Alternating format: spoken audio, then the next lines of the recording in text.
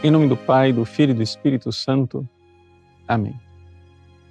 Meus queridos irmãos e irmãs, continuamos lendo o belíssimo capítulo 6 do Evangelho de São João e Jesus começa a falar: eu sou o pão da vida. Agora, dentro desta realidade de Ele ser o pão da vida, começa a aparecer aqui o problema central, que é este duelo entre a vida e a morte.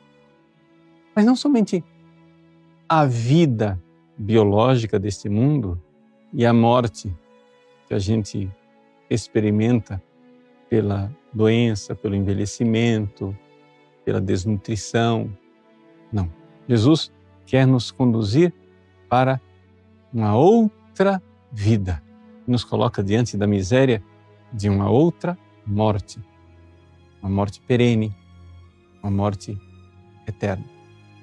É com esta chave de leitura deste duelo de luta pela vida que nós então vemos esse trecho do discurso do pão da vida.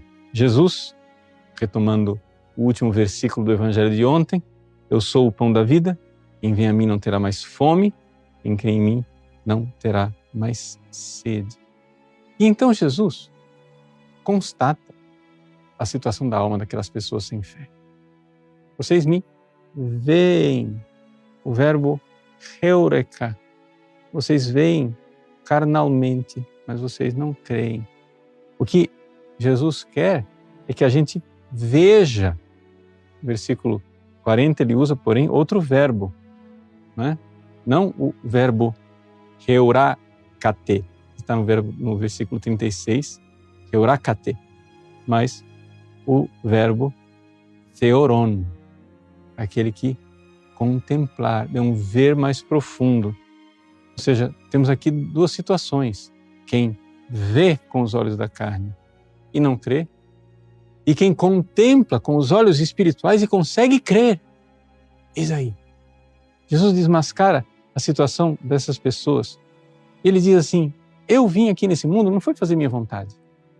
Eu vim fazer aqui a vontade do meu Pai. E a vontade do meu Pai, Jesus está revelando aqui, é que eu não perca nenhum daqueles que Ele me deu, mas o ressuscite no último dia. Ou seja, que não haja a morte eterna, que não haja a condenação fatal, que não haja a condenação do inferno, mas que, salvos para a vida eterna, inclusive no último dia, sejam ressuscitados dos mortos.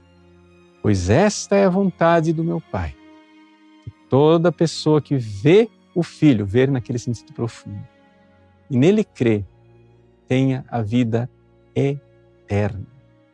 Ou seja, não a morte eterna, a vida do céu, a Zoé, e eu ressuscitarei no último dia. Ou seja, até mesmo nossos corpos serão restaurados.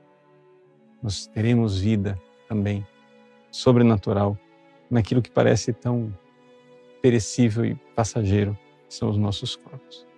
Aqui, então, uma miniatura de um tratado de escatologia. Mas é importante esta fala de Jesus no meio do seu discurso sobre o pão da vida. Por quê? Porque nos coloca diante da finalidade daquilo que é Jesus, como pão que alimenta no crer da palavra e como pão que alimenta corpo e sangue na Eucaristia. É a vida eterna, é a salvação.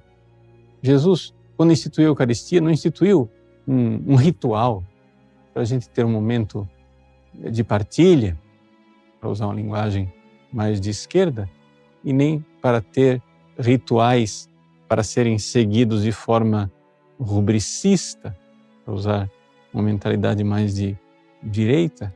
Não. Jesus nos deu a Eucaristia, um sacramento e uma liturgia que precisa ser fielmente observada. Mas a fidelidade começa na sua finalidade última, é a vida eterna. Se nós, então, vamos até Ele, vemos quem Ele verdadeiramente é, cremos nele, aderimos, estamos com Ele, temos certeza, Ele não quer nos perder. Se você está se perdendo, aí já é culpa sua. mas Ele não quer perder você, porque esta é a vontade do Pai. Então, coragem, voltemos para casa. Ele quer nos salvar. Deus abençoe você. Em nome do Pai, do Filho e do Espírito Santo. Amém.